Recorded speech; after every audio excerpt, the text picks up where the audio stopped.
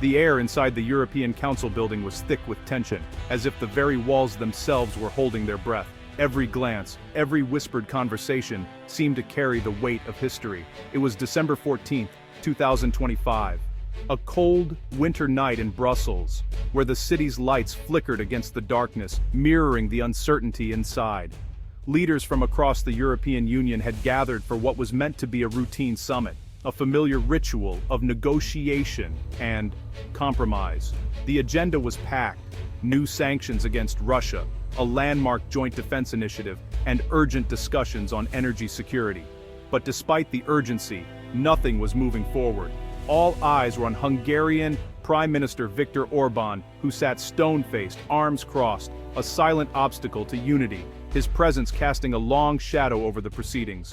The German Chancellor tried to reason with Orbán, appealing to shared values and the need for collective action, while the French president gestured in frustration, his patience wearing thin. Orbán remained unmoved, his defiance a calculated act of political theater. He listened but gave nothing away, his expression unreadable. The unity of the European Union was being tested in real time, as leaders exchanged anxious glances, searching for a breakthrough that refused to come. The question was, not if the dam would break, but when. Cracks were beginning to show, both in the glass table and in the very fabric of the Union. The deadlock stretched for hours, coffee went cold, statements lay untouched, and the sense of urgency gave way to exhaustion and resignation. This was more than a policy disagreement, it was a clash of ideologies, a battle between competing visions for Europe's future. On one side, EU solidarity and collective action, the belief that only together could Europe face its greatest challenges. On the other, Orbán's vision of a sovereign Hungary free to chart its own course, unbound by the constraints of Brussels. The standoff reflected a deeper fracture, years in the making. Old wounds and unresolved disputes resurfaced, threatening to tear at the seams of the Union. Finally, Orbán pushed his chair back, the scraping sound echoing in the silent room. A signal that the impasse had reached its breaking point. He stood, gathered his papers with deliberate calm, and gave a curt nod to the council president, signaling his decision was final. No explanation, no response.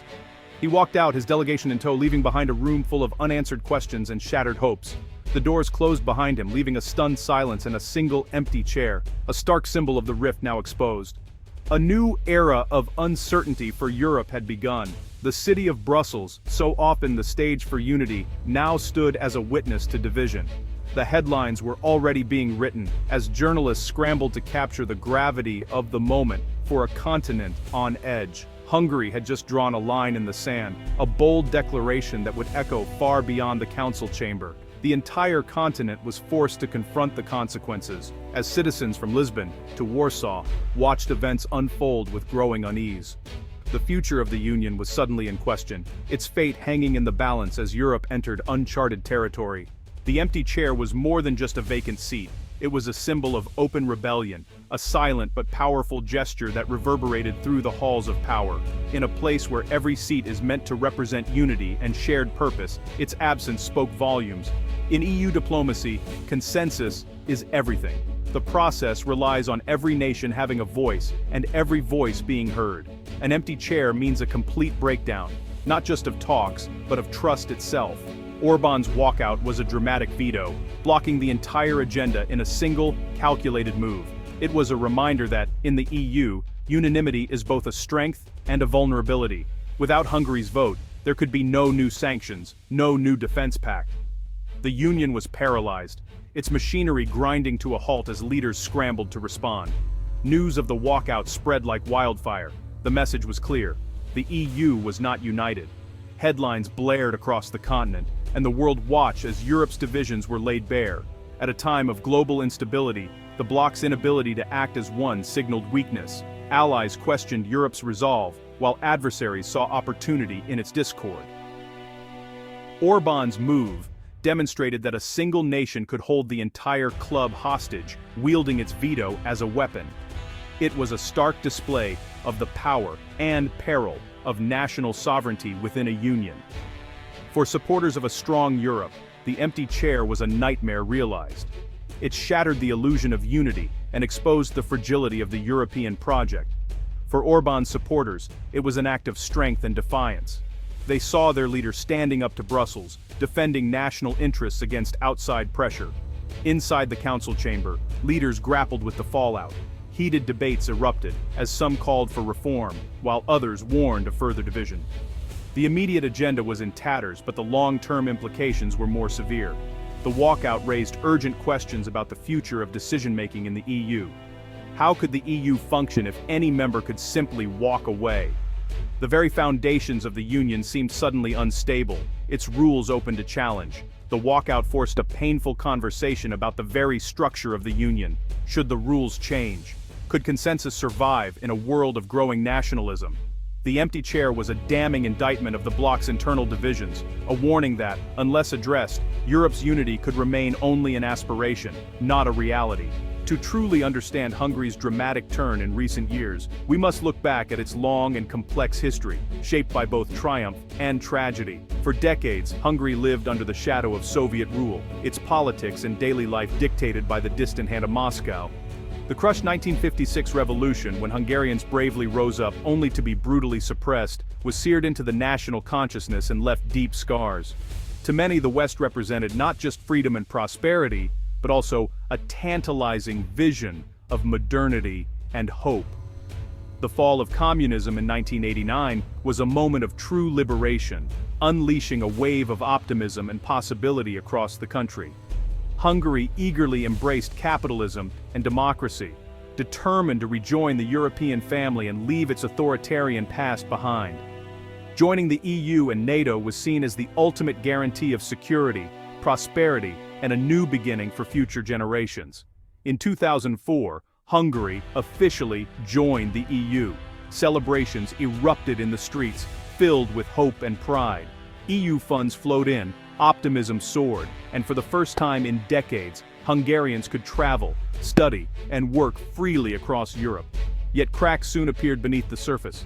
The transition to a market economy was brutal for many, especially in rural areas, where factories closed and communities struggled.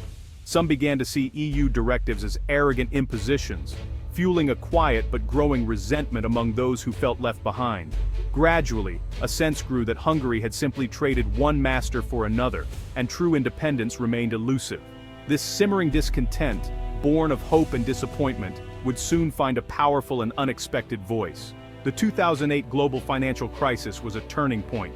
Hungary, burdened by foreign currency loans, saw debt skyrocket as the forint plummeted. The dream of Western prosperity turned into austerity and pain. Trust in Western economic models was shattered. In this climate, Viktor Orbán and Fidesz rose to power in 2010. Orbán argued that Hungary had been let down by the West and promised to put national interests first. His message resonated with a population feeling betrayed and insecure. Orbán blamed foreign banks and Brussels for Hungary's woes. Clashes with the EU over rule of law and media freedom intensified. Brussels saw democratic backsliding. Orbán saw unwarranted intrusion. The EU was no longer a benevolent partner, but an overbearing force. Disillusionment paved the way for Orbán's Eastern opening policy. Orbán's Eastern opening was a gradual, strategic pivot. As relations with Brussels soured, he turned to China for economic opportunities without political strings. China offered loans and investments, asking only for political loyalty. Orbán became a frequent guest in Beijing, endorsing the Belt and Road Initiative. Hungary welcomed Chinese investment, modernizing infrastructure. Hungary began to act as China's advocate within the EU, blocking criticism of Beijing. This frustrated other European capitals who saw Hungary as a Trojan horse for China. Orbán defended his actions as pragmatic, creating alternatives and leverage. Playing East against West, he carved out a disruptive role for Hungary. The Budapest-Belgrade Railway, financed by China, is the most visible symbol of this partnership. It promises jobs and trade, but critics question its transparency and economic viability. The deal's secrecy fueled suspicions of unfavorable terms. Chinese tech giant Huawei found a welcoming partner in Hungary, establishing its largest European base. Chinese companies are investing in Hungary's electric vehicle and battery industries. Plans for a Fudan University campus in Budapest sparked protest. These deals have integrated Hungary's economy with China's, raising security concerns in NATO and the EU. For Hungary's allies, the dragon's embrace looks increasingly like a strategic liability. In November 2025, Hungary announced it was seeking to join the BRICS Bloc. For an EU and NATO member to join a rival bloc was unprecedented, a direct challenge to Europe's security architecture. The move sent shockwaves from Brussels to Washington. Joining BRICS would align Hungary with Russia and China, raising questions about loyalty. NATO saw it as a betrayal, threatening intelligence sharing and unity. The EU viewed it as a declaration that Hungary's future lay outside the European family. It was no longer about policy disagreements but a fundamental choice of sides. The empty chair in Brussels now made sense. Hungary was looking for a new table. The West faced a crisis of trust and cohesion. For ordinary Hungarians, the BRICS pivot is both hope and anxiety. Government media tout new opportunities and investments from the East. Many see Orbán as defending Hungary's interests, promising jobs and prosperity. Supporters believe Hungary can balance East and West for maximum benefit. But many, especially younger and urban Hungarians, see the move as a mistake. They fear isolation, economic decline, and the erosion of democracy. The nation is split. Government billboards celebrate the East, while opposition protests wave EU flags. Hungary stands divided between two visions, one looking east, the other west. The EU now faces a historic choice. Orbán's gambit has forced a confrontation. Brussels debates punitive measures, suspending Hungary's voting rights, withholding funds. But sanctions risk strengthening Orbán's narrative and deepening divisions. Some leaders demand a hard line, others urge dialogue.